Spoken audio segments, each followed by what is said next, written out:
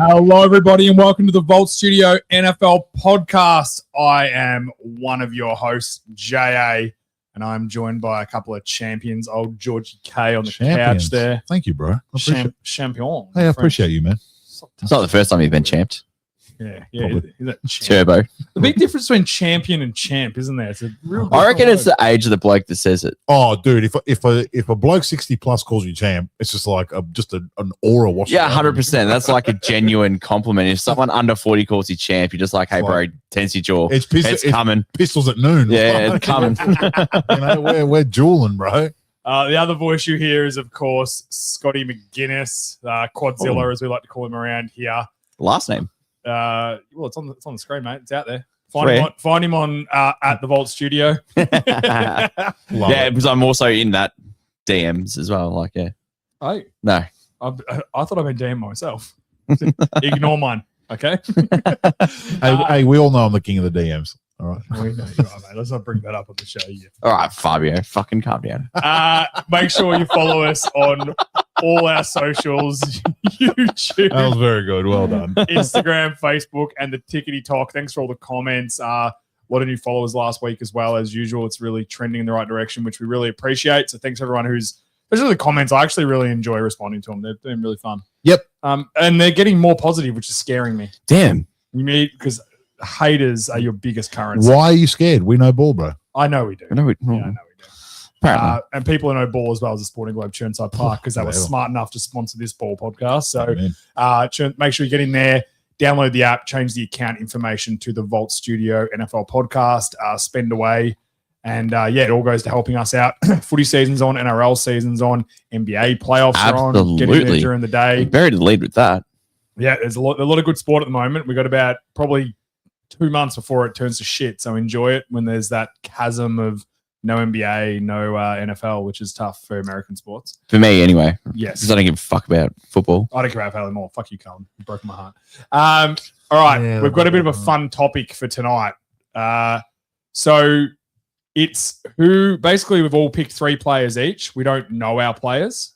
We've picked them. Well, we know a couple of them, but it's who's got the most to gain or lose from this season. Now, it's not who's going to be the best breakout player, whose career can be over after this season. It's some players are good and what they can do to establish their, future Hall of Fame career, that legacy. Sort of thing. Yeah, their legacy. Mm-hmm. So it's more about finding guys that, have a lot to gain or lose from the season. It could be very minor losses. It could be very minor gains, but it's about, not about just breakout or, is he going to be out of the league in a year? So I'm going to start it off. The guy who made me think this is good. I'm looking forward to this, by the way. Yeah, it's like this is a bit of nuffy talk here. I like this. So the guy who made me think of this topic was Bryce Young for the Carolina Panthers. Yep. And I think Bryce Young's done enough now to establish himself as a starting quarterback in the NFL. I think if Carolina were to move on from him next year, there'd be plenty of teams that would be happy to take a swing at him. Now he's going to be a great starter. Who knows? But Look, I don't know about plenty of teams. I think that's overstating it a little bit. Okay, let me rephrase it. He's still a pretty polarizing character. He's not going to be out of the NFL. He's going to have a job, whether that's a backup or a starter. Oh, no, I think he'd be... If it doesn't work out with Carolina after his 5th year, I think he would definitely be in the building for a starting job. Yes, I think so too. So I think he's done enough to show that now. I'm not sure about definitely. Yes, definitely. My thing with Bryce Young, what he has to gain and lose this year is we've obviously seen Bryce Young at his best, and his best is breaking the Carolina Panthers passing record. He's won a lot of games in the fourth quarter. His best is very good, and it's easily enough to be, in the conversation of a top 10 quarterback. I'm not saying he's ever going to be in the top 5, but in that range from kind of 12 to 8, like that area, right? But his worst has him in the area where he could be one of the worst starters in the NFL, and that's the chasm between him now. Well, his worst is getting benched for the Red Rifle. That's a few years ago now. He hasn't got back to that level yet. No, but I'm saying, like, we've seen both. We've seen both. So for me, Bryce Young has the opportunity now. If he has a season like last year where he was very good in patches, average in patches, but overall it was just a pretty average season, right? Mm-hmm. He settles himself kind of in that noose of somewhere to 15 to 25 where he's not the most amazing quarterback ever, and he's going to be a starter probably, but he's not going to be a long-term starter. He's going to be your role guy, right? Or your bridge guy, something like that. If he can get consistent with those highs, I think he can enter that top 10 category and become, an undoubted franchise quarterback for the Carolina Panthers, one that their fans and the rest of the NFL are like, Bryce Young's their dude. He's done all this. This is how good he's been. He's won a playoff game, whatever it is. He's consistent now. He doesn't turn the ball over. I think he can enter that realm. Where it's intriguing is that Bryce Young was a quarterback of a very bad team that was obviously going into a rebuild. Now that team around him has gotten a lot better and a lot more depth, and they're winning a lot more games because of the way the entire team plays. They play really good defense. They've got some playmakers and offense, but unfortunately, Bryce Young hasn't elevated his level consistently enough to really spear front that rebuild. And I think that's where the intriguing part is, because sometimes he is quite good and he looks phenomenal, and you're like, they're one receiver away from being, a double-digit win team. And then sometimes he's fluttering for a little bit and he's throwing for 200 yards and they're just winning a game by a point with a field goal expiring, like with time expiring. So that's the polarizing part, that the team now has gotten better. He really needs to lift his game, and probably not lift his game, be a lot more consistent. Like, he needs to string 3 or 4 good games together and then have that, not mediocre, but mediocre game. Yeah. Consistency is correct. And just, sorry, we've buried the lead here. If you're not watching on YouTube or on the Spotify, correct, you're doing yourself a great disservice. Tommy's done a wonderful job with the mock-ups and the stuff that he's done. So do yourself a favor and switch on the video. And just further from Scott's point, he's 100% correct. It's all about consistency. He's got enough skill to be able to. We've seen him execute at a high level. Problem is that it's just too sparse, too few and far between. Yeah, like you'll have one good game every 6 weeks. Like if you want to be a high caliber starter in the NFL of a high caliber team, you can't do that. It's not quite every 6 weeks, but yeah, your point's valid. Yeah, it's like 1 out of 4. It's like, oh, he's sensational, and then 2 weeks later, it's like, oh, he's thrown for 200 yards and 1 pick, and didn't do much. And the offense looks terrible. That's the main thing as well. Like, there are games where you watch him and he's in complete control. He knows what's going on. He's reading the defense perfectly.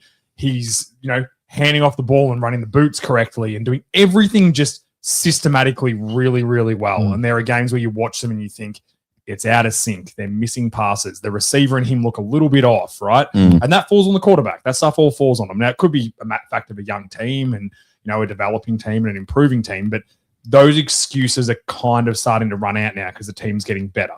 So Scott raised the point that I wanted to raise, which is I think Carolina have gone about this the right way, in the sense that they've got their quarterback, he's on a team control deal. They're like, okay, if we move on from him, are we going to get someone better? Maybe, maybe not. Because obviously it's probably leaning towards maybe not. No, because just not a lot of them out. It's a crapshoot with QBs in the draft. Like basically 50% of them fail immediately anyway. So they've gone about it the right way. They said, okay, cool. We've got our guy. We know what his strengths are. We know what his weaknesses are. We're just going to build the best team we possibly can around him, knowing that Bryce may, because Scott was 100% correct. He hasn't elevated his level of play in line with the talent level of the rest of the team. Like, it's not linear growth. No, it's not. The rest of the team has surpassed him in terms of he was an average QB on a bad team. Now he's an average QB on a borderline playoff team. Here's a really good comparison that Tom's got up on the screen now. Another shout out Tommy, by the way. Number 1 pick, Trevor Lawrence, their first 3 years. So Lawrence had 4 more starts, a lot more yards, pretty similar completion percentage. In the NFL, a 2% difference in completion percentage is quite a large amount. The best are at 70 and the worst are kind of 60. But similar amount of touchdowns, less turnovers, where Lawrence is talked about because of last year and how well he played last year. He would have been a perfect guy for this at the start of last year, that he's got the most to prove. He's not going to be out of the league, but he's got to prove this year that he's the man. I think he did that last year. Yeah, he had a really good year. Yeah. And I had him in my top 10 quarterbacks, just quietly. I'm going to keep reminding everyone. I actually love Trevor Lawrence. Yeah. So, and then you compare him to Joe Burrow now, who's, a lot of people have him as one of the best quarterbacks in the NFL. I certainly think he's in the elite category. But 3,500 more yards. Yeah, it's just the yard difference and that. To be fair, he's throwing to Joe Burrow. He's throwing to Jamar Chase and T. Higgins his whole career, where Bryce Young finally got a receiver last year. So there is reasons why his stats in comparison, they had Matthew Stafford before. He started his career at Megatron. Yep. They're the best receiver all of us have ever seen. Yeah, there are reasons, and also one of the reasons that like he's just better. Like that's also one of them too. Yeah, Joe Burrow's a much better. Yeah, that's what I'm saying. At this point, but like I said, this is what Bryce Young's got to prove this year. I don't think he's ever going to be spoken about in the Joe Burrow category, but if he has a huge year, he can kind of get the monkey off his back and be like, all right, he's a dude, get his long-term contract, earned it the right way. And then Carolina, the stars the limit for him then because they've got their guy, they're building the team around him. So the final point I wanted to make about Carolina, further to what I was saying before, they've built the team around the right way, knowing that they've got the QB on team control. If this year doesn't, and for the record, I want Bryce Young to do well. I think he's a fine young man. If you hear him speak, he's taken his lumps in the NFL as a rookie. He's come back. He's trying to do the right thing. If it doesn't work out, they've actually sort of positioned themselves pretty well to try and land, either draft another QB, maybe not, or try and land a Marlin. Yeah. Oh, I think next year the drafting a quarterback is a better situation than the draft that he came in. Yeah, for sure. So, like if Carolina's picking around pick 10, that'd be stupid not to take a quarterback, really. Yeah, if he hasn't panned out. Yeah. If not, well, because if they're picking around pick 10, he hasn't panned out. He hasn't. Well said. Well said, Scott. So because this division, as we said before, this division's theirs to lose, in my opinion. I agree. I think the Panthers. I agree. I think they're the best team. Yeah. All right, Georgie, your first guy. Well, following on from the Bryce Young discussion that we had in our group chat, I thought the natural progression would be to look at CJ Stroud because obviously they came in the same draft, pick 1 and pick 2 there. So obviously he had the phenomenal rookie season, broke all kinds of records. I think he led the league in a couple of categories as well. I think he was leading the league in passing yards until he missed a couple of games. Yeah, he had an unbelievable breakout year. And then if you go and look at the numbers, and Tommy's going to bring up the numbers. Thank you, Tom. Since then, it's progressively getting worse and worse every year. And again, what's happening is that it's something similar, that he's getting worse as the rest of the team around him is getting much, much better. Well, the defense is, the offense isn't. Well, the offense has got enough pieces, but yeah, the defense is much, much better. He's not just getting worse. Like people who aren't watching the video. So Stroud's rookie year, he averaged 273 yards per game. He had 23 touchdowns to 5 interceptions and 100 passer rating. From that point on, or his next 2 seasons, 218 passing yards a game, 39 to 20 touchdown interception ratio. 2 to 1's not good. And an 89.6 rating. That is drastic. It's a drastic drop off. They are major differentials in numbers. And yeah, the offense isn't great. The offensive line's terrible. They've actually got worse, I think, since his first year. But look at, like, you can compare him to Burrow, right? Burrow's had a bad offensive line his whole career, and he's still been extremely productive. Yeah, it's very unfair to anyone that we're going to talk about today to compare him to Burrow. I'm just saying, it's very unfair. I think it's extremely unfair because, in my opinion, he's the best QB in the league. I'm talking about teams with a bad offensive line, but we were told after CJ Stroud's first year that he was the next elite guy, right? I think he was the dude. I think he was pretty drinking a lot of his own bathwater as well. When he was Big Bro and Caleb Williams. I think that's almost a bit of a come to Jesus moment, I think, for him as well. Like, so I mean, there was the hype around him, and then since then the hype's been drastic. Whereas Bryce Young was the opposite. The hype was zero after his first. She was like, "This guy's we were the same. I was the same. He's a bust. He's done. Yeah, he can't play." And then he's actually improved himself over the next 2 years. So a couple of notes that I had here, and so obviously his play's been on a steady decline since his breakout rookie season. We've gone over that. And this year he's going into his contract year. Like he wants, all reports are he wants a contract before training camp, and he's not looking for a Baker deal or a Sam Darnold deal. No. $30 or $35 million. He wants market value for a starting QB, which is 55, maybe even $60 million mark. Yep. He's not worth $5 million a year at the moment, let alone 55 or 60. He's not worth. I think it's unfair. I think we're basing that a lot off his playoff performance, which was terrible. The last 6 weeks of the season was quite good. He had some all right games down the stretch, and they won a lot of games. Now they didn't win them all big, like they were winning. So if you look at his he's got Tommy's got his playoff record up here. It's not. So he's thrown 6 picks, and 4 of them were in one game against the Patriots in the shit weather. Yeah, that's what I mean. Like if you take his collective, it's not as doom and gloom as what. Also, Collins was out before the week with a concussion, and then the first drive he was looking quite good, and then the tight end Schultz pulled a calf. Yeah. He got him all the way down to the goal line. He pulled a calf. They've had no running game. They haven't had a running back since Mixon left. Yeah. Like, we say that Bryce Young gets not a pass, but like we can understand why he's had I a don't rough. think he gets a pass at all. Bryce Young. Who does he get a pass from? Well, we were just saying that he's had no receivers and no running game, Bryce Young. And now we can say the same thing about Stroud. He's had no O-line, no running game for most of his career. Like, it's pretty obvious to see how his career's panned out this way because the resources have all gone to the defense. And fantastic, you're number 2 defense or number 1 defense in the league. Yep. But you're not going to win too many games 9-6. No, very fair. That's true. So if you're the Texans, are you giving him $60 million a year? Not now. Because he's essentially Probably not, but like he's putting him to that decision. We just saw Daniel Jones get 50. So why wouldn't you give CJ Stroud 50 for 3? Yeah, he might get that. That's not what he wants, though. He wants to reset the market. He's made that. Him and his Yeah. agent. Okay, cool. But you're only worth what people are going to pay you. And that's what and CJ, that's a lesson for life, all right? You're only worth what people are going to pay you. The house is only worth what people are going to pay for it. Scotty giving out life lessons live. I just want- I'm out of my seat. I'm just going to. My eyebrows are like up halfway up my forehead, bro. Yeah. Fuck you. No, Should. but like the market's probably 50. So anyway, back to the topic. You're correct. The market is probably about 50. You're right. Yep. Back to the topic. He's got heaps to lose because this defense is a Super Bowl winning defense. If he's the 100%. 10th best quarterback in the NFL next year, they win the Super Bowl. If he's a 10th Probably not best, against Seattle. if he's the 10th, hang on a minute. Or the Eagles. Or the Cowboys. If he Or the is, Ravens. The lid is off at the Cowboys.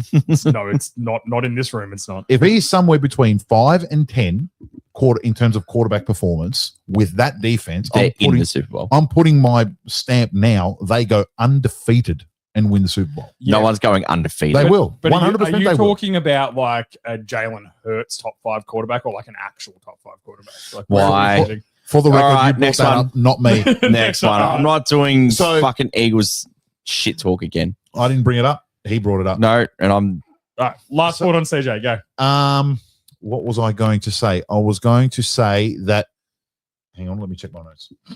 No, because I Is had it in PDF? Because we no. that's why you can't find it. No, the point I was going to make about them. This is a loaded defense, and all Stroud has to do is look somewhat competent, and they've got a short path to the division guaranteed, and a short path to basically a Super Bowl. Even Shanahan, who's the grisliest, surliest son of a bitch in the NFL, even he was like, yeah, that could pretty much win the Super Bowl. He said this last year before the Super Bowl. There was 2 teams that last year that could win the Super Bowl if they had competent, even somewhat competent quarterback play. One was Seattle, who won it, and the other one was the Texans. Yeah. And they couldn't get it done because he just kept throwing the ball to the other team. So this is a big. I'm honestly predicting that if he has another year similar to this year, I think the Texans are going to move off him. They should. Yeah, They should have benched They him. should, They won't. and they will. They won't. You don't think they will? No, because everyone's seen it before, and there's so many quarterbacks that we haven't seen it before. So you still get enticed by that sort of. I don't understand what you mean by that. Well, we've seen him play quarterback at a very high level before. Yeah, not for like 3 years though. Doesn't matter. That doesn't matter. As long as you've seen it once, you've seen it. Drew Aller got drafted in the 3rd round, and he can't hit the fucking side of a barn, but he's a big guy with a cannon of an arm. We've seen that. So people are like, oh, I can make that work. Yeah, there's a big difference between in the 3rd round and drafted number 2 and want $60 million a year. I think you're missing my point. My point is that he's inaccurate and he's a bad quarterback, and he still went in the 3rd round. Right. We've seen Stroud play very good football in the NFL. That's why teams are going to sign up for it. Okay. Oh. I'll humbly, I mean, Minshew, Beef Brisket, there's so many bad quarterbacks that Stroud's better than. yeah, I agree, but it's when we're talking about 2 different things because it's not for that kind of money, which is what I'm saying. Yeah, he's going to get 50 mil. Bro wants 50 or 55 million. He's like, if he's rolling out those performances, he's not worth 50. Daniel Jones got 50. And I said that he's not worth 50 either. I know, but a starting quarterback is going to get that. Yeah, okay. And I agree that he probably needs to be in the 35 to 40, but he's not going to get it. He's a young quarterback with upside. He's going to get the 50. Yeah. I just don't agree that there's much upside because I've seen nothing but a downward trajectory for like 3 years. Yeah, and there's reasons for that. Yeah. Well, we'll see. We'll see. Anyway, that's the whole point of the thing. He's got a lot to prove this year for sure. I think it's the other way, Shagger. Yep, you got it. There you go. Anyway, moving on to the next one. Yep, I have the Jets running back Breece Hall. Ooh, a little bit outside the box and break up the quarterback talk. So, explain to us the logic behind this, big boy. So he's been franchise tagged. Mm-hmm. And it's basically his last chance to get a big contract because if he doesn't perform this year, he's going to be basically a free agent in a committee role. And his paycheck could go from say 14 million down to fucking 6. And right. So as in most gain to lose, it's financial security, lead role, and also being involved with the rebuild or moving on to a team that's a Texans or something like that are like, hey, we're a running back away. So it's a pretty substantial. Essentially, do what Kenneth Walker did. Yeah, pretty much. So it's a pretty substantial drop off going from the lead back to a committee role, in whatever team, pick a team, Green Bay or something like that. Yep. So, so I think that this year it's just a pivotal moment in his career. So, he's also shown not even flashes. He's shown a lot of moments of very good play, including last year. He was not a bad running back at all last year. It was an awful team, and he was very good in most games. Yeah. So he's shown consistency as well. And on top of that, he's kind of the quarterback archetype that will potentially drop off at that 26, 27 years old. So time's a ticking. He's sort of lost a year with the franchise tag. Yeah. If they got paid well for the franchise tag and it's fully guaranteed, probably want to lock up that 2 to 3 year deal with 2 to 3 years guaranteed. Or 2 years guaranteed. 3 years with 2 guaranteed. Yeah. I have a bit of a prediction with Breece Hall. He won't play for the Jets. No, I think he's this year. Probably going to get traded and extended as well. But Garrett Wilson's in the same branch. I think if this season starts terribly, they don't have a quarterback. They've got Geno. They don't have a future quarterback, a franchise quarterback. There's a good chance they might not have a coach by their bye, bro. Let's be honest. Good chance their coach is the first fired. They might just decide, you know what, let's trade Breece Hall now for a 3rd or 4th round pick because we can get. But we've seen Geno sling it. Geno's almost the perfect quarterback for the Jets. I agree for now. Yeah. As in, he can keep games interesting enough and then still be bad enough for him to only win 5 games and be in the quarterback hunt next year for drafting a quarterback. So, 100%. Yeah, so we've just got him here he's the second in his draft class behind James Cook for scrimmage yards. He's one of 3 Jets to have 5,000 plus scrimmage yards in his career. So he's had like one of them is my man Curtis Martin. One of my favorite players of all time. If you don't know Curtis Martin, Google him and enjoy it. Most 1,000-yard seasons in a row for a running back ever. He was the epitome of Iron Man and just like consistent. Yep. Just always good. Yep. Never bad ever. He was so good. So he's in some good light there. Like he has not been bad at all in his first 4 years. So no, a team is going to love him. And if he does the same thing again this year, I think that a team will trade for him Absolutely. There'll be a team that goes, you know what, we're struggling at running back. We need to inject some life into this offense. We're in the race. Let's do it now. Or if it goes the other way and he doesn't have a good year, he's committee back and unlikely to get that lead role after that. You don't go from your rookie contract to committee back to lead back. It just doesn't work that way. No, correct.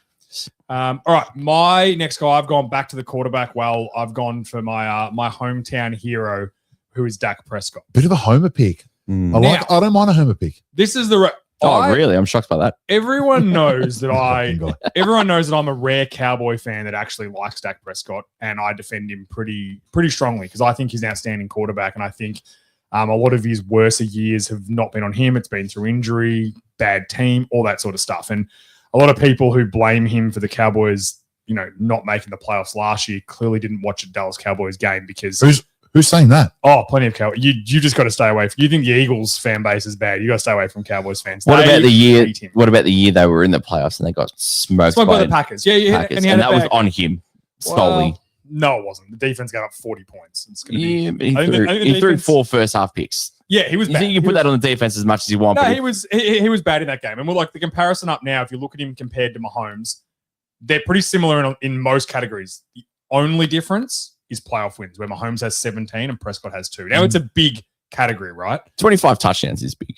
Yeah, it's a lot. Don't get me wrong, but we're talking about maybe the best quarterback in the league. And my thing with Prescott is what he's got to gain and lose. If he plays like he does this year again, I think people have to stop shitting on him and not saying he's a good quarterback. Because there are plenty of people that think, he sucks. He's never going to win you anything. He's not good. There are a lot of reasons the Dallas Cowboys haven't won a lot of playoff games. Some of it's on Prescott, and the quarterback takes a lot of the blame a lot of the time. I understand that.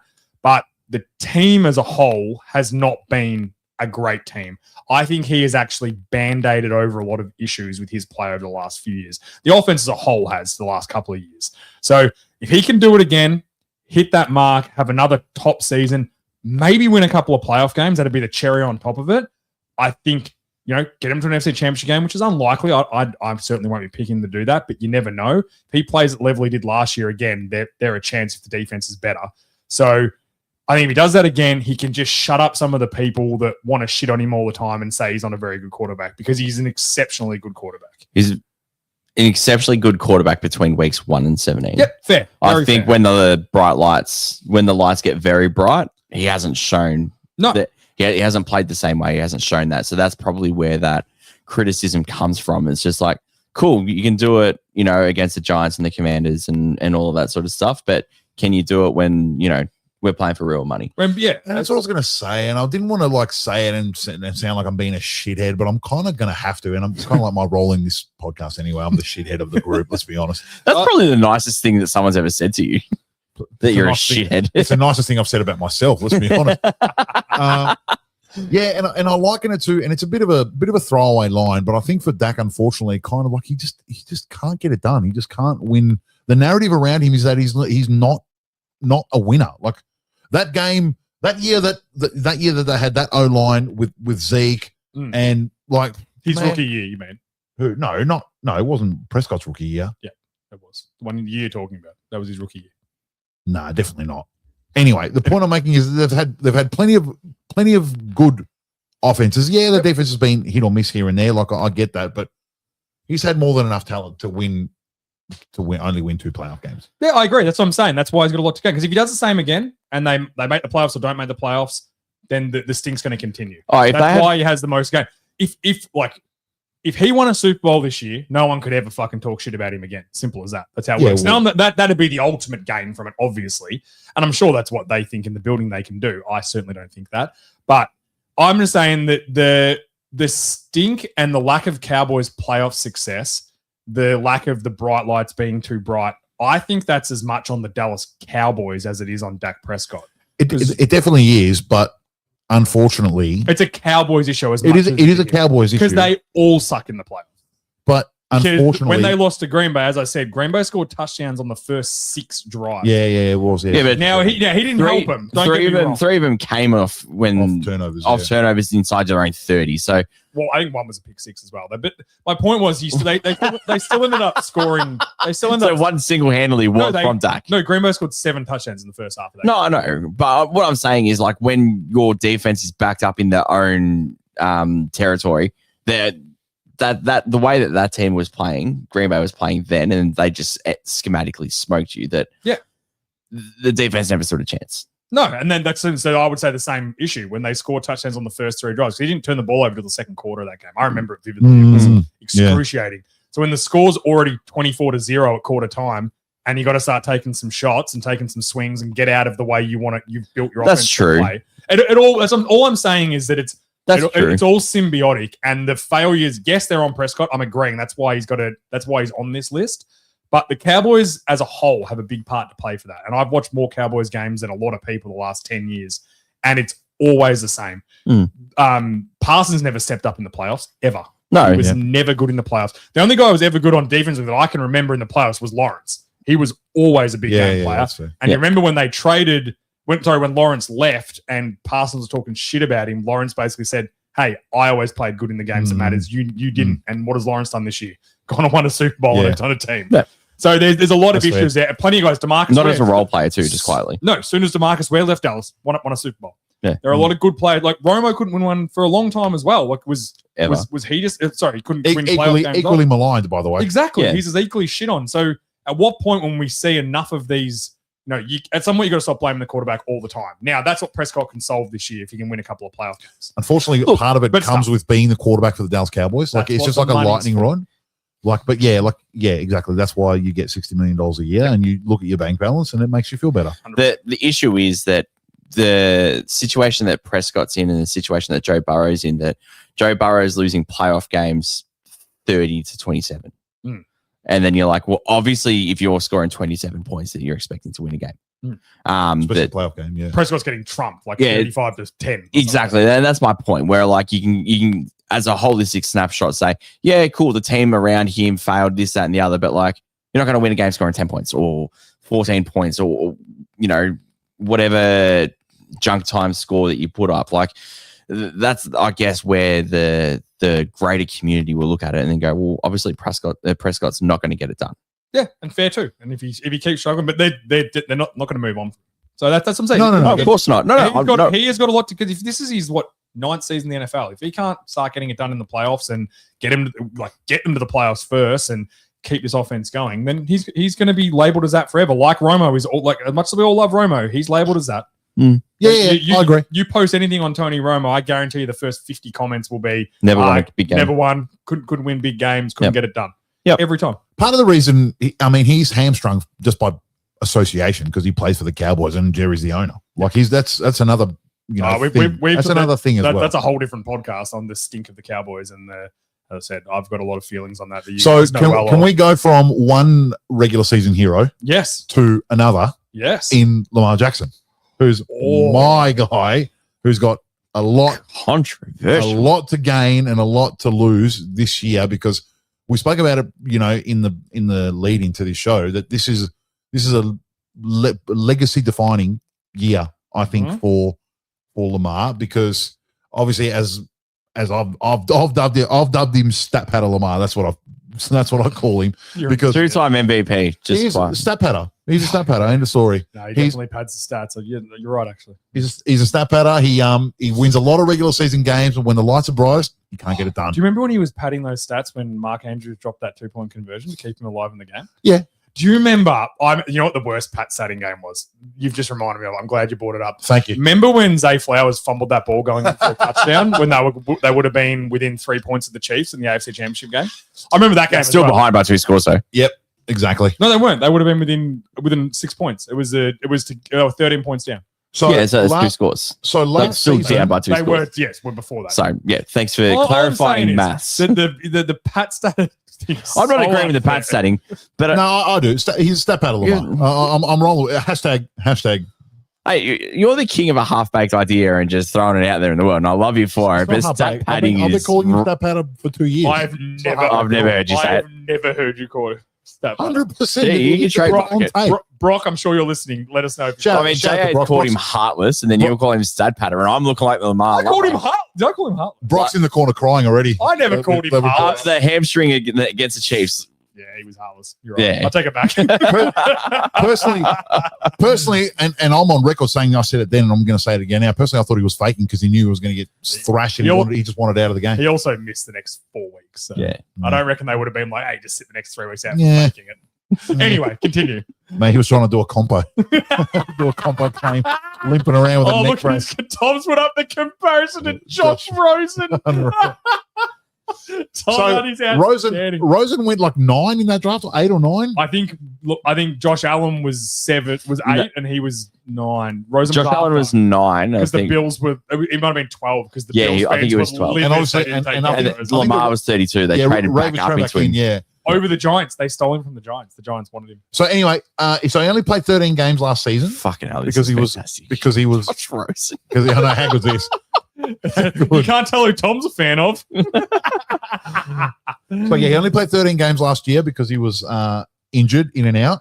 And the rumors and the talk is starting to swirl, that he's starting to break down and slow down, which is obviously a huge problem for him because, even though he's become very good in the pocket, he still relies heavily on his athleticism. Even just the threat of his athleticism is a huge part of his game. I don't think he's slowing down, though. No. I'm just saying it's starting to become a narrative. I don't think he's slowing down either. Yeah. I still think he's still at his stat padding best. So the Ravens, because at the end of the day, there was a decision to make at the end of last year. What are they going to do? They're going to ride with Lamar. They're going to ride with Harbaugh because one of those two had to go because it was clearly at an impasse. So they fired Harbaugh. They thought, right, we're going to stick with our year too late with our man, little Black Jesus. We're going to stick with Black Jesus, and they fired Harbaugh and brought in Jesse Minter and a whole new coaching staff, hoping and trying to turn it around because obviously they missed the playoffs last year. Stat padding Black Jesus is phenomenal. Man, what is going on? Love it. Hey guys, we just entered the offseason. I'm making miracles here. Just let me cook, all right? So I think from a personal Lamar point of view, he has to have a good season this season because it can't be a situation where the two-time MVP misses the playoffs. How hard it is to be a one-time MVP. Yeah, okay. Well, I'm saying you can't for his legacy. Can't have a situation where the two-time MVP has now missed the playoffs 2 years in a row. Can't have that. No, it's fair. It is. And especially with all the coaching changes and everything they're trying to do to, essentially appease him because I think that's unfair. I'm not appeasing him. Harbaugh needed to go. We said he needed to go a year earlier. Yeah. I agree. They should have. That's not to appease him though. That's just to make the team. Well, it was because he'd had a gut full of Harbaugh and it was Munkin. Well, the rumor was that actually the reason Harbaugh stayed the year before was because Lamar wanted him to. Well, they should have fired Harbaugh and kept McDonald anyway. No, I'm happy how that worked out. Yeah, correct. Yeah, it definitely worked Hindsight out. 2020. Yeah. So yeah, as I said, can't have a situation he's missing playoffs 2 years in a row. And I think for Lamar, as well as the Ravens, I think a pass mark for this upcoming. I love this. Look at this. If you're not watching the video, guys, you're doing yourself such a disservice. Tommy, that's outstanding. And I want to get Tommy to weigh in on this. I'm going to make my statement and I want Tommy to weigh in. I think a pass mark for this upcoming season is the Ravens have to win at least one playoff game. Yeah. I think that's the bare minimum. Yeah, I think so. Tommy, what do you think? I think it's tough for a rookie coach.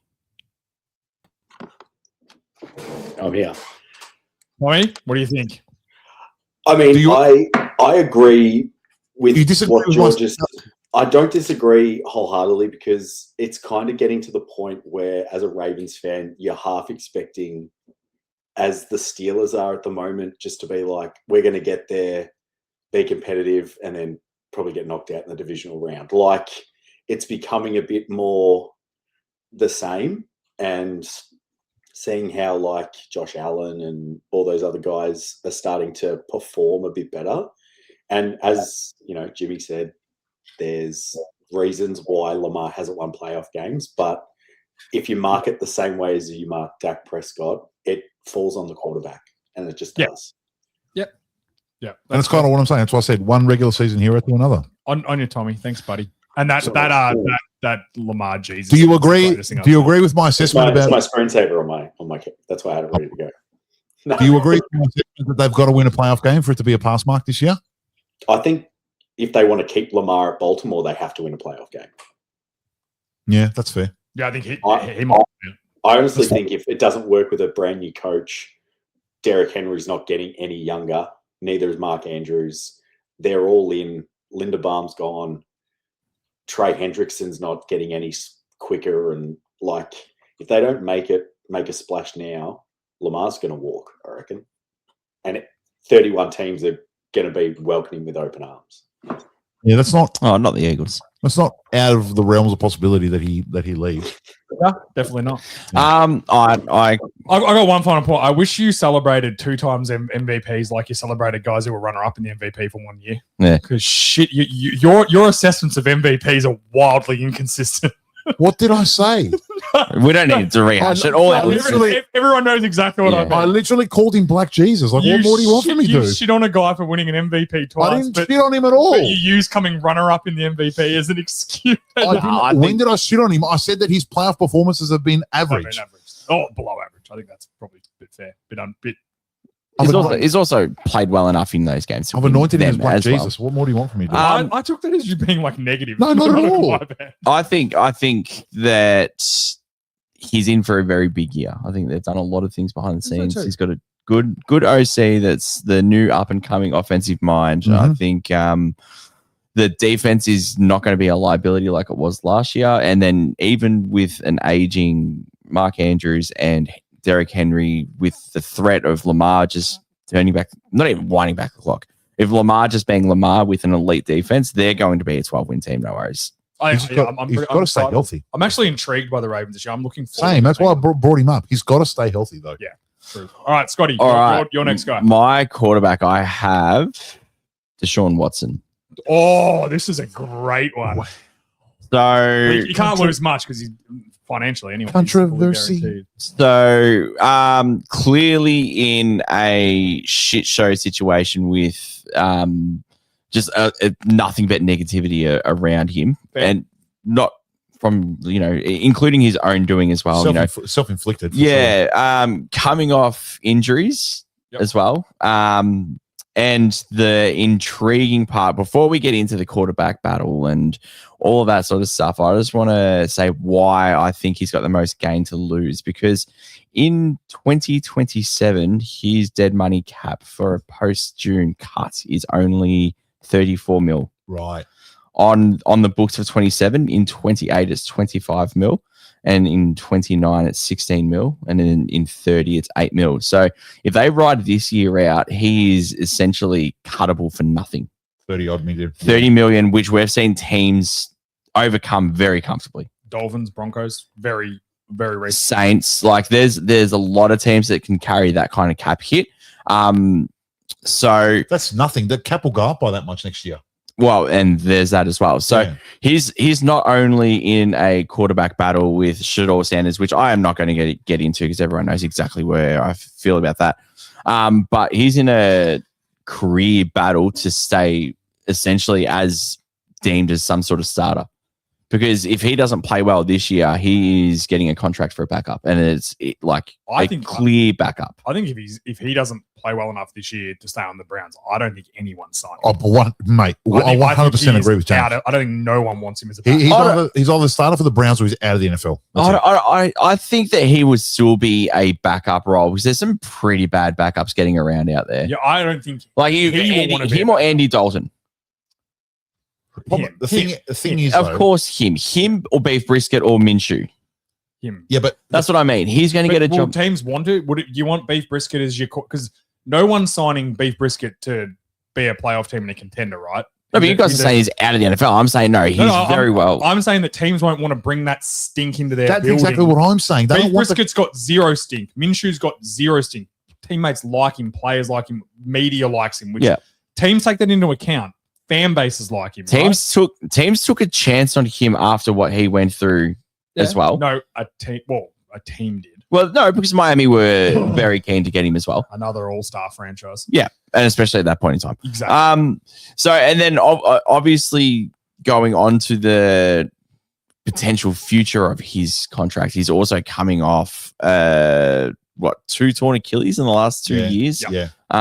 So he's literally just got to prove that he's worth being in the NFL as well. I think that he is, but he's also got to prove and get tape out there. So if he doesn't want to be at the Browns, he can leverage himself out of the Browns with some good tape and potentially get a starting role for, if Bryce Young isn't the guy, do they just pivot and go, all right, we'll just give Deshaun Watson 40 mil guaranteed and see if he can get us to the playoffs? Yeah. Off like a 15th ranked quarterback here.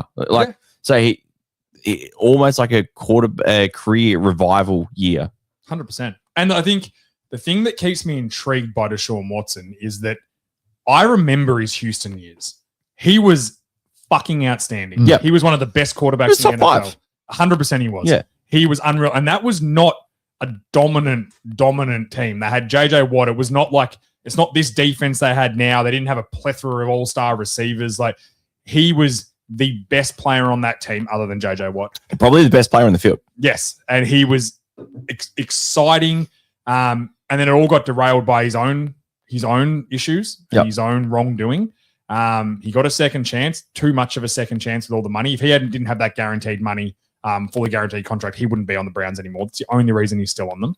100%. And yeah, I agree. I fully agree. He has a ton to gain and lose this year because I personally think, as you said, gain could be he's a good quarterback in the league, and if it's not on the Browns, he's on another team that wants to contend. Well, if he's good, why wouldn't the Browns keep him? Oh yeah, or he stays there. But I think the losers, he's out of the NFL personally.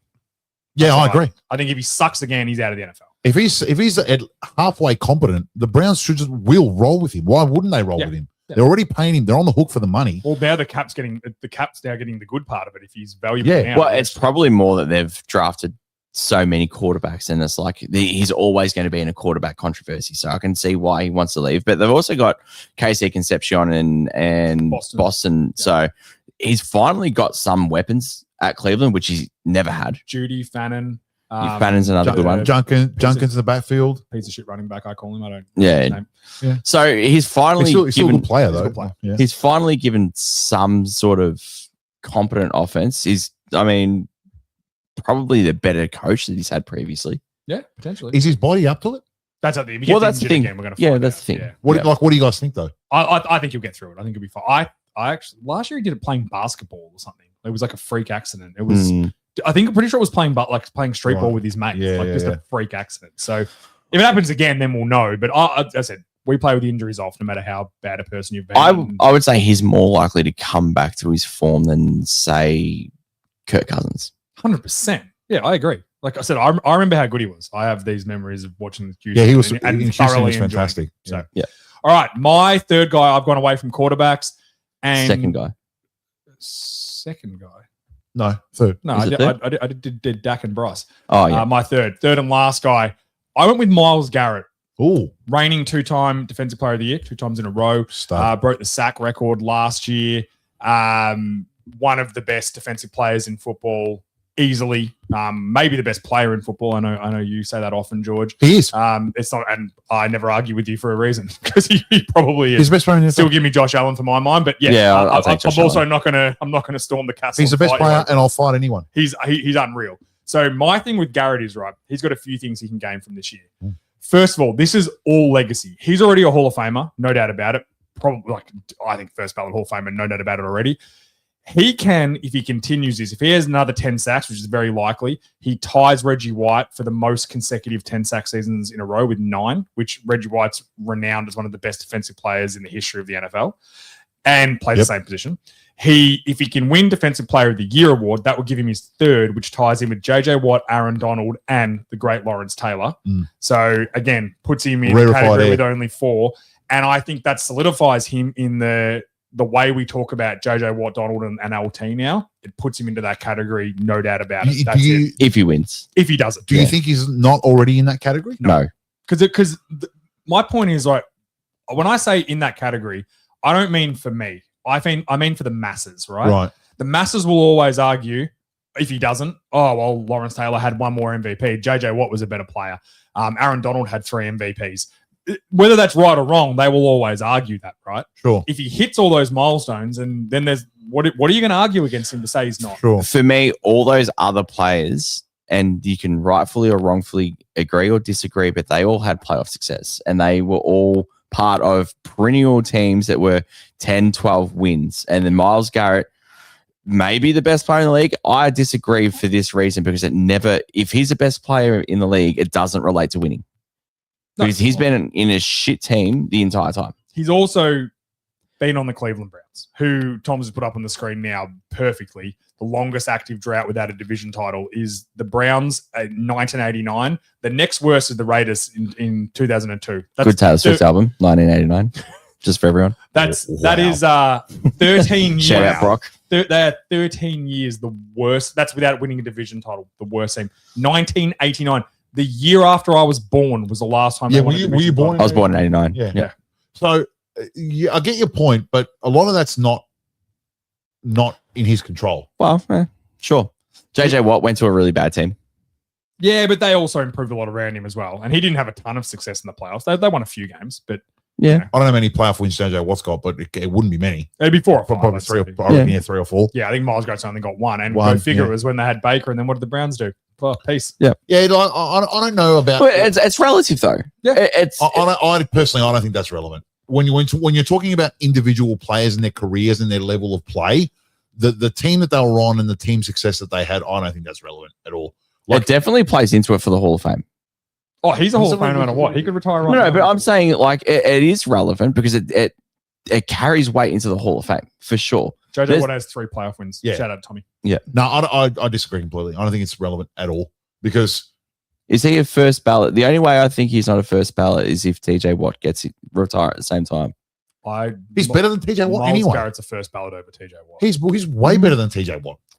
I don't think that's even a comparison. Yeah, that's what I don't know. I don't understand. I like TJ Watt. I'm not trying to be rude. I just Myles don't understand what you're trying to say. What are you trying to say? Well, TJ Watt was always a defensive decoy player of the year. Yeah, but he's only won one, and it was hey, we got to give it to him at some point. Yeah, like Garrett could have been. But Garrett's like yo-yoed a bit, is what I'm saying. Like TJ Watt's been very consistent in that top 3 all the time, and Garrett's yo-yoed a little bit. He's also consistently injured as well, whereas Garrett plays all the time. I have to disagree. I think Garrett's one of the most consistent players I've ever seen. Yeah, I 100% agree. I think I think if he retired right now, which would be as shocking as anything, he's still a first ballot, just like Megatron. Yeah. That's the same category I put him in. Anyway, he's got, let's say, got a lot to gain. If he does all this year, they win a couple of playoff games, very unlikely. But yeah, if Deshaun Watson pans out and Myles Garrett pans out, there's your start for the Browns. It's going to be tough though, but I just think he's got a lot to gain. And if he does all that, he enters that echelon for me, no doubt about it. And I think he enters it for the masses. I think if he wins a third decoy, he probably cements himself as the best defensive player ever. Again, he's in the category with those other guys. Yeah. I personally think Aaron 3 decoys and the sack record. That's a hell of a resume. I personally think Aaron Donald's the best defensive player I've ever watched. Now, I never watched LT. I wasn't watching. Obviously, I was too young. Yeah, but I think Aaron Donald's the best defensive player I've ever watched, and then JJ Watt's second. So if he does that, he'd be knocking on that door. Better than Garrett? Yes. Yeah. JJ Watt was fucking unreal. Anyway, all right, that's it. We'll go back to Scotty for his third one. I have Michael Penis with an X with mostly gain and lose. Just as I sip, I was not expecting I know. All right. Who's he play for, Scott? The fucking shit Atlanta Falcons. Atlanta Falcons. So basically, if you've been living under a rock, he's done 2 ACLs in his left knee and 1 ACL in his right knee. He's been inconsistent as a starter. Yep. And that could be for a huge amount of reasons, but injury definitely plays into it. He's got an established veteran coming for his job. Yep. He's in a situation where the coaching staff and the GM didn't draft him, and they've taken over the team with him. He's coming into his third year, I believe. Third year. Yeah. So it's a pivotal year for him to basically be a shoe-in for the 5th-year contract, a 5th-year 5th-year option, and then get that big contract. Because if he doesn't look like he's going to be that player coming off an ACL, that's it. It's over. He's cooked. Yeah. So he's also got the stink of the way he was drafted as well. A lot of Atlanta fans haven't forgiven the Falcons for doing that after they signed Kirk Cousins. If he ends up, but you know what? He's got that. No one will ever talk about. He's got that stink because he hasn't played to that draft pedigree. That's what I'm saying. If he plays well and turns into a franchise quarterback, no one will. Yeah, of course. It's because of his level of play. If he came out and he was lights out, no one would give a shit. Exactly. Yeah. So it's sort of brought upon himself. He can shut up a lot this year if he plays really well. Yeah, I think it's all against him, and I really like him. I liked him at Washington. I thought he was a good quarterback. He had a sensational year, the year that Washington made the national championship game, but his play in the NFL has not replicated that, and his high points but it hasn't been consistent enough, and his low points have been very low. Yeah. And I think that, like I said, going into his third year, massive injury history, established veteran behind him. He could be... Well, the veterans too are like, I don't know. I get your point. Like, he is established, but I don't know. We've seen Tua throw for 5,000 yards. You know what I mean? Like, we haven't seen anything from Penix. We have seen him throw for 5,000 yards, but that was That was a while ago now. You can asterisk everything. You can asterisk literally everything. Yeah, you can, and I will. Yeah, because so what's the point of talking? That was 2 years ago, and since then he's had a number of concussions and hasn't looked. I don't think he's been concussed since that 5,000 yards. To say that he's a shell of himself, I think is understating it. You can also nowhere near to that level. Yeah, but you can also say a change of scenery is all he needed to get back some form. We've seen him be like no one sneezed at the contract he got at the time. No one said, "Oh, this is a terrible contract. He's a below 20 ranked quarterback for Tua." No one said that. I don't know. I thought it was a lot of money for. No, I didn't think I didn't have an issue at the time. He just come off a. So he come off a great season. And he earned that contract. So he's an established veteran that's coming for the job. He's definitely coming for the job. Yeah. So do you know what throws me off with Penix? Because if I could just watch a close up of any quarterback just throwing the ball in the NFL, it'd be Penix. Poetry in motion. His rhythm, the way that zips out of his hand, maybe because he's left-handed as well. I don't know. It's just it's perfect. No notes. Like the way it's just problem is when it leaves his hand is the problem. Just watching him throw it is it makes me want him to be so good because I can just watch him sling the ball all the time. If you don't care where it lands, it's fantastic. It's just beautiful. So, I don't want to watch where it goes next. I just want to see him throw it and then the next one of him throwing it. I agree 100%. It's so clean and it throws me all off because he's very likable. I hope he has success. But you're right. He's potentially, a franchise quarterback by the end of this season or a perennial backup for the rest of his career. That's kind of where he's with his injury history. Like, I don't even know if he's a backup quarterback. Yeah, you're right. They might not want him because you want guys that aren't going to get hurt. Yeah. So the way I look at it is he was overdrafted. Correct. Drafted too high. No, I don't was know he about drafted that. too high or was he too high for Atlanta? If a team that needed a quarterback. No, I think he was in his right spot. It wasn't like a Ty Simpson sort of situation where it was like, why is this guy going in the first round? It wasn't. He was always a first round talent. A very good quarterback. I didn't say, maybe towards the end of the first round, sure. I just don't think, I would have thought he would have gone in the teens to a team that won. So overdrafted, in my opinion, unnecessarily drafted by Atlanta. Fair. You've got massive injury issues. Yeah. And you've got accuracy issues. None of that translates to a long career in the NFL. Yeah, all fair. And that's why he's got to change something. That's why he's on the list. Got a lot to gain. More, and the other point is that say what you want about Atlanta, and I know Scotty's they're a good team. They're his perennial punching bag, and will be forevermore, and that's fine too. Like it's become a bit of a running gag until everyone sees through him and stops putting him as this darling team. I'll just let it go. People want them to be good. They've had so much lack of success. Lack of success. There's enough talent on offense there, though. I don't think there is at all. Somewhat capable. Bijan, it's London. And then that's where it stops. And okay, cool. Pretty good O-line too. Pretty good, decent O-line. Okay, O-line. McGarry retired. With competent quarterback play, there's enough talent there. Their ceiling is NFC South good. That's it. Cool. Great. That gets you nowhere. It's better than being NFC South bad. But they were NFC South average last year. Like, you know what I mean?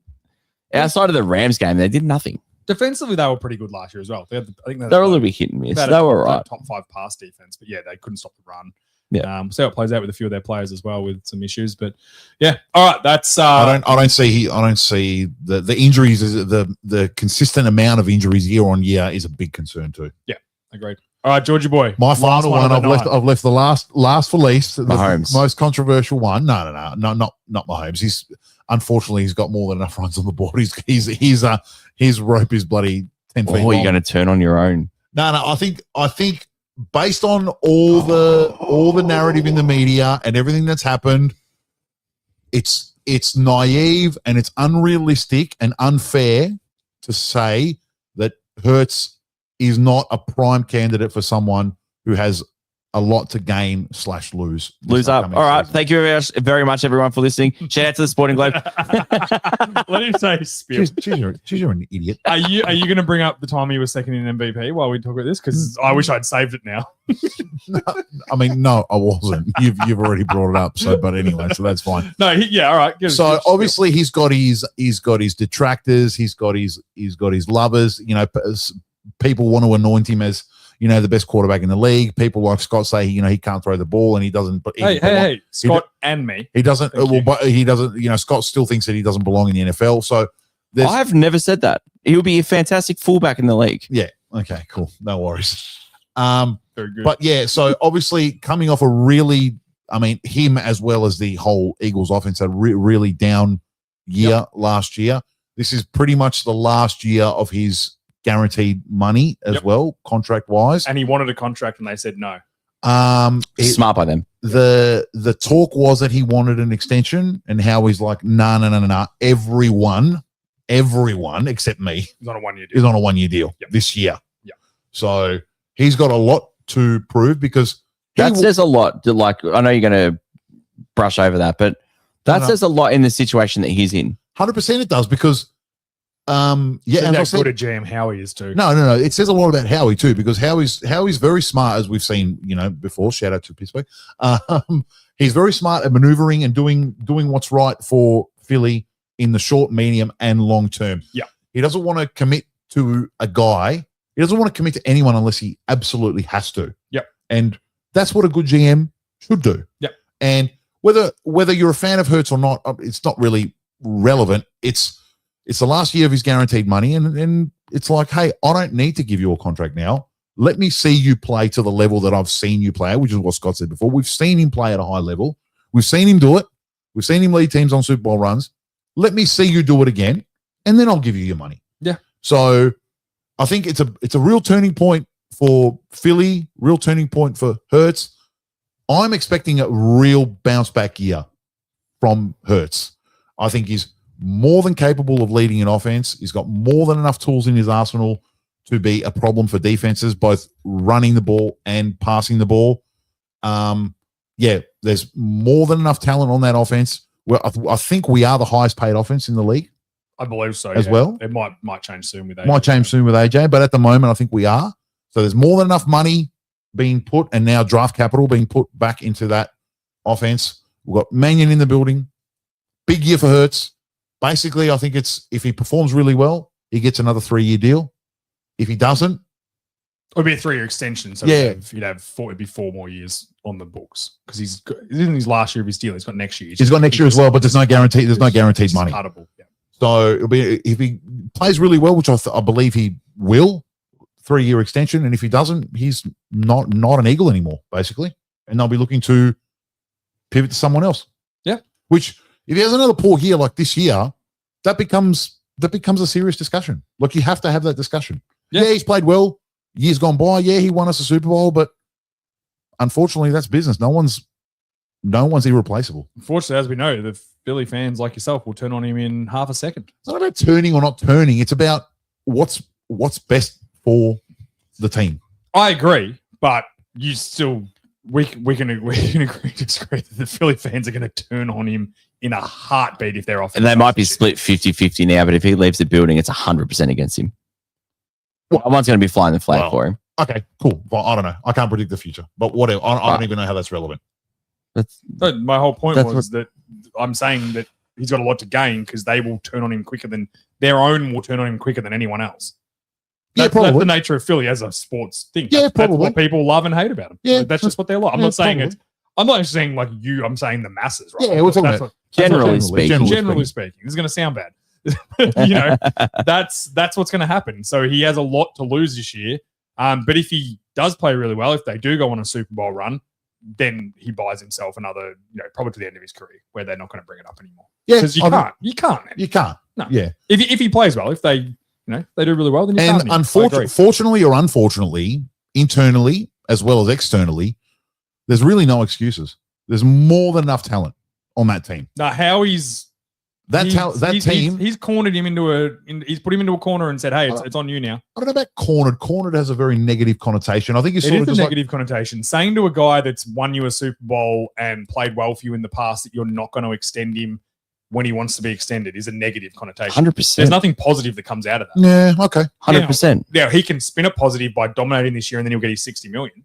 Yeah. But it is a negative thing for a GM to be like, no, especially I don't when care you want me a Super Bowl. Howie when Howie locks up his key players early, and he's done a history of doing that. and he's refusing to do it with Jalen Brown. That's normally for their first contract. This is now we're talking about a second. Okay, but we're also talking about the quarterback. Yeah, I'm saying there's nothing positive about how he's doing that to him. So he's got a lot of pressure on him. He has got more pressure on him this year than he's had in his entire career. Definitely. Because the expectations of the team are there. The expectations of him from past performances are there for him to get back to that or even be better than it. And they have a Super Bowl caliber roster. They had a Super Bowl caliber, an easily Super Bowl caliber defense last year. 100%. And offense on paper. So the pressure's all on him now. There's no coaches to blame. There's no one else to blame anymore. 100% agree. It's actually... I'm not like I was joking before. This is the perfect example. That's why I saved it to last because it really is encapsulates this topic and this show perfectly. Yeah. There's no more excuses. No. Not for him and for Philly and for everyone. Yep. Everyone there, all the players. For me and Hurts, it basically boils down to, and this is going to sound bad and it's going to get clips and be bad, but he's scared to run the ball now because he's been paid. Because what made him a very dangerous quarterback and a very efficient quarterback previously is that he could run the ball, he can run the power options, and the threat of him running the ball would the defense would have to apply a player on him in a spy situation or a rat situation or some sort of forcing him out of the pocket, and then he would turn that into a strength. Yep. The fact that he doesn't do that, doesn't open up those holes in the middle of the defense that he can pick apart. He's not the most accurate quarterback, especially in like close range and in rhythm. That is not his strength. Yep. But what he can do is if you're coming to the line of scrimmage, those holes are a lot bigger. He can throw those balls there. Yep. So if he's willing to run the ball, he will be in that 10-5 range as a quarterback. Now, if he tries to commit to the act of him being a pocket passer, he's going to have a year like last year where he wasn't that good. Yeah, 100% agree. Yep. So he needs to play to his strengths. That's actually a very, very accurate, very fair assessment of Hurts. Have a look at us. Yeah. Agreeing. No, it's true. All it took was for you to agree with us. Yeah, exactly. About how he hasn't been that No, but good. I've always said that he's not a pocket passer. He's a power running quarterback. I've always said that. Yeah. All right. Very good, boys. That was a nice, fun topic. Obviously, we're into the depths of the offseason now. Draft is over. I refuse to talk about draft for a third week because I don't know about you guys. I'm burnt out from the draft. No. Like I'm when it comes around, I'm keen to get into it, but I'm done with the draft. Scotty's still doing his analytics on it. Oh, I'm in 2027. Let's go. Wow. Old little tizzy boy over there. He's gone. Maybe next week we can do a 2027 mock draft. That's please stop. Hey, McShay's got his top 100. We're not virgins, but jury's still out on Scott, but we're not virgins. He does have a child. Jury's still out. It's not mine. She doesn't. It's IVF. She doesn't look like him at all. Jury's still out. It's hard to deny. Now we're over. All right. I want to give a special shout out to our boy Tommy. Make sure you watch the video. The graphics he put up tonight, unreal stuff. Some funny stuff in the moment as well. That last one hurts. Yeah, that was great. That was great. Is outstanding. The Black Jesus for Lamar, awesome stuff, Tommy. Shout out to you for all your hard work, mate. Well done, man. Thank you. Make sure give a shout out to our friends at Sporting Globe Churnside Park. Download the app, go to the account information and change it to the Vault Studio in your sponsorship category. Get in there, spend some money during the plethora of sports that's going on right now, and follow us on all our socials: YouTube, Instagram, Facebook. Yeah, follow, and comment on everything. If you're still listening, tell us another guy that's got a lot to gain or lose this season. There's heaps of them, so start sending them to us. I want to read them. I'd love it. So, all right. Thank you to you boys. Thank you to Tommy again, and you'll see us next week. Ciao.